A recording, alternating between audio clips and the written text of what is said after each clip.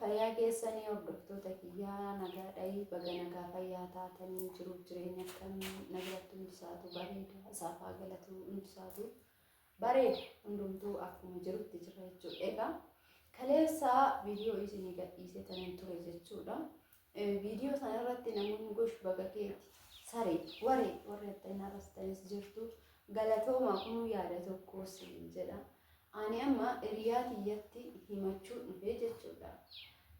Namni natti aanushuma amma yeroo kanatti mastuunis akkuma argitan sanii isheenis akka garaa kootii naaf hin taane jechuun namni gaafa nama argate namatti jijjiirama. Ani immoo amma maaltii bira dhufee garaa koo himachuu maal akka godhuu qabu tarii isheenis nama dhiyachiisuu dandeessi.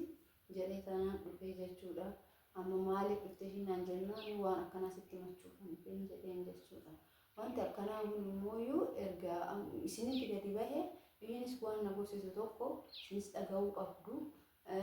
Isinis yaada qabdannaa qoodayi anillee yaada keessan na fudhadha akkasumas immoo yaada maartiin na qooddus dhaggeeffadhaa isin jechuu barbaade tanani maartiin nagaa isin gaafattee to'i.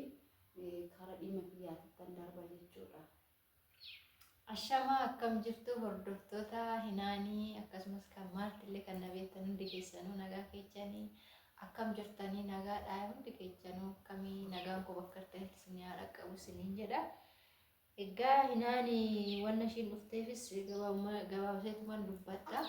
Naa ishiinis yaa'u kuni carraa yaa'u namni carraa waan nama mudatu beeka waan ta'eef dhugaa dubbachuudhaaf ana baay'ee natti dhagahame. Ani duras dhugaa seeneeyyuu maaliif wanta akkanaa egaa nama mudate yaa'u abbaan amiin jedhee yookaan tamasgeen jedhee fudhachuu qaba malee amma fakkeenyaaf ishiin akkanaa jettutti isinis hin beektu. Ani garuu akka harawaatti illee natti himte ani kana sirriitti hin hubanne jechuudha.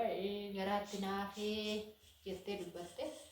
Innaa kanammoo abbaan manaa ishii jibbuu miti. Maaliif daa'ima isaaniiti kan isaati kan ishiiti waan ta'eef jibbuu hin qabu. Gatee deemi jechuudha amma bira. Maaliif gatee deemu? Indee daa'ima isaatii miti. Tunis kan isaatii miti. Kanaafuu daa'imaan yookaan immoo maatii baay'eetu jira waan ta'eef maatii isaati waan ta'eef amma maatiin inni jiru waaqayyoon galannaa ga'u.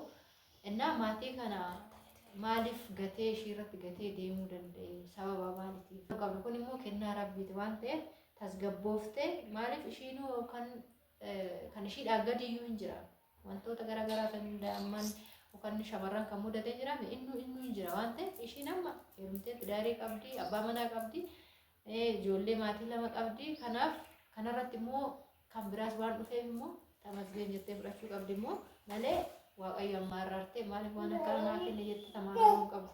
Abbaa manaa ishii sanillee odoon bilbileellee bilbilaan isattis himuu nan danda'a. Isas gochuu nan danda'a jechuudha. Inni amma ol fuudhee daa'imman ishii xiqqoo sanarree irratti gatee biraa bade jechuudha. Maaliif turee jira amma xiqqoo tuttureera bubbuleera ani amma gaafadhu waan akkanaan naan jettee baay'ee naare. Kanaaf amma ishiin tasgabbeechaa mee nayyaadha illee bilbila namaatiin jechuudha. Bakkuma inni jiru iyyuu hin beeku jechuudha. Amma sa'aatii kanatti baay'ee inni dhiphattee jira siin jechuu barbaachisan galatoomii gorsa keetii fi namni inni sama wanni itti dhagahame namni beeku jechuun isaan warri dhiirotaa maallaqa baasan laaluu duraan akka hin deemu fedhiin qabu siigalee dura akka hin deemu fedhiin qabu. Paaspoortii illee jalaa gubee ture sallee sitti baddeen jira hin beektaa. Ani immoo dirqamsiiseen paaspoortii illee akka inni naa baase deebisee immoo wanni naan jedhu illee yoos illee na jalaa waraqata itti fudhatu jalaa gubee ture deebisee birrii ishiidhaan fudhadhe san irra deebi'ee birrii sanis naa kaffalee achumaan baafadhee akkasittiin xumuradhe jechuudha. Amma immoo gaaffiin xumuradhee toonni jedhu akka namni yaani ta'innis yaanni maaliif hin deemte erga maallaqa hunda fixxee jedheeti malee. Dhugaadha innallee isallee beelatti himee jira. Inni ammaan booda balleessaa kootii jedhee ture isa gaabbeera. Amma immoo wanti akkana mudannaan inni amma akka fakkeenyaaf gazzaba bichaa jaalatu ta'e jechuudha. Maaliif oduraa ishii jedheera. Baasboora ishii jalaa balleesse gube san immoo ishii jedheera. Nan deebisaaf nan kafalaaf jedhe. Amma immoo baasboora irratti kan caalu dhufnaan ishii irratti mudannaan daa'imni dhufnaan hin dide. Maaliif kennaa waaqati waan ta'eef diduu hin qabu. namni immoo kennaa waaqayyoo deessee biroo dhaqu kan kun hin dharraabe argachuu kanaa yoo kan dhabu jira kan garmalee yaadu daa'ima naaf kenni yaa rabbi jedhee kadhatu jira kun immoo yoo kan kennaa kana jibbuun immoo yoo waaqa mormuu jechuudha naa waan ofii kiyyaa godhadhee miti kennaadha waaqayyoon naaf kenne.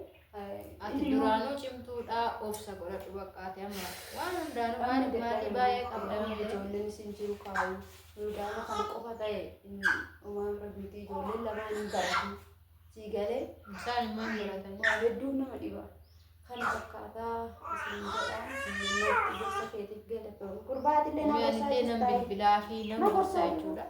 Naannoo baay'ee aareen jira waan ta'eef bilbila hin kaasu immoo bilbila kiyyallee waan hin kaasne bilbila namaatiin siimii biraatiin bilbilee waan inni jedhu nan laalaa isiniin jedha. Kanaafuu mee gorsaa ishiillee waan tokko tokkoon ishiinis akkan aaree jechuudha. Kanaaf viidiyoo biraatiin nagaa walitti deebinu nagaa nu tura. Inaanillee mee jabeessaa gorsaa isiniin.